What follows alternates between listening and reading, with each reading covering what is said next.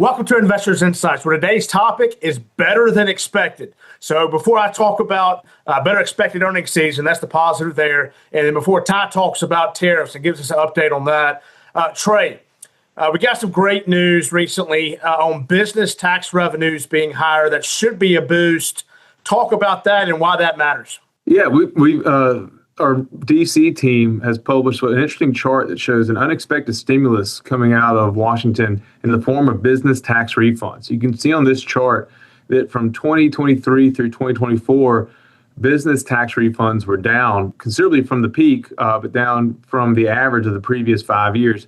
And one of the drivers of that was the 2020 COVID era stimulus of the employee retention tax credits, the ERTC. That drove a lot of stimulus from the federal government into small business as a way to keep small businesses employing people. But what people didn't know is that didn't really sunset in 2020. It continued on and actually all the way through 2023. And then in 2024, it was stopped. You can see the tax credit stopped. Something going on at the IRS, there was a lot of buildup, and we've been talking with our small business owners about this for the last few years.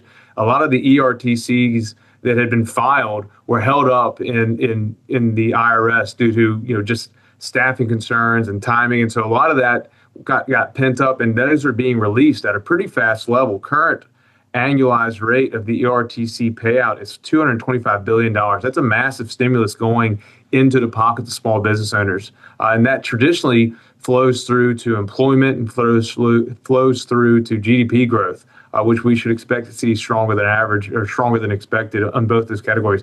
So small business really can be the engine of the U.S. economy. And so while this is not permanent, stimulus never is, it is an unexpected surprise to see this stimulus spiking so much in the last few weeks. Thanks, Trey. And we've been really focused on this quarter's earnings reports to see what impact the tariffs are having on expectations. As you can see in this earnings season dashboard, first quarter reporting season was solid in terms of earnings growth and upside, but results didn't offer much of a confidence boost in the outlook for the rest of the year. But it wasn't corporate America's fault necessarily. Tariff uncertainty, something that Ty's going to talk about here in a minute.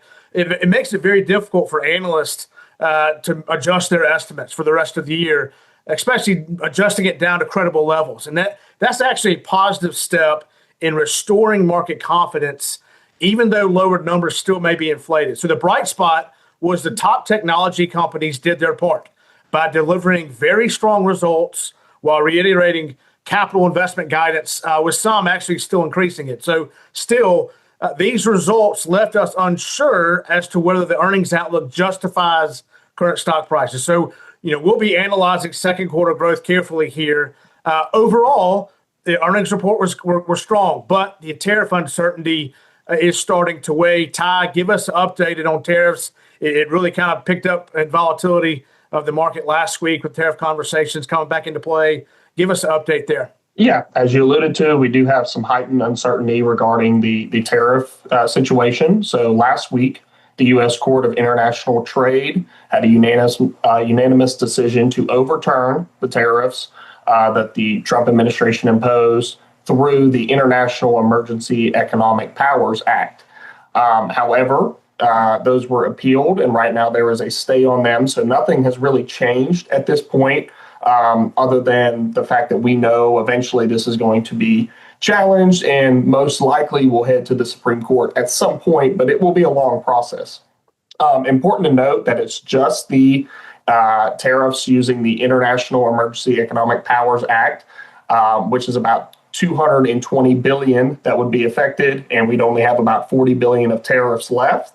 Most of those would be the sectoral tariffs. So the IEEPA, the International Emergency Economic Powers Act, is mainly for the country-to-country basis, and then the sectoral tariffs, such as tariffs against pharmaceuticals or semiconductors or autos, steel, aluminum, anything in the future that is under a different code that's under Section 232. So those are not affected by this decision.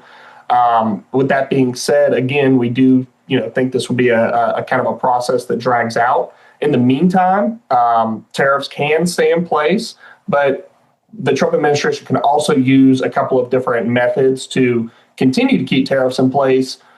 regardless of a decision, and that would be through Section 338 of the 1930 Tariffs Act, which allows president to impose new tariffs on countries that have discriminated against the U.S., and Section 122 of the Balance of Payments Act, which allows presidents to impose tariffs for 150 days while Congress votes on the measure. So again, nothing has changed right now other than really the news flow. So I suppose you could say that is, better than expected of we're not having this complete uncertainty there, but it does lead to some future, some future conflicts or some future litigation that's going to have to be worked out. Yeah. So again, small business tax revenue is better than expected.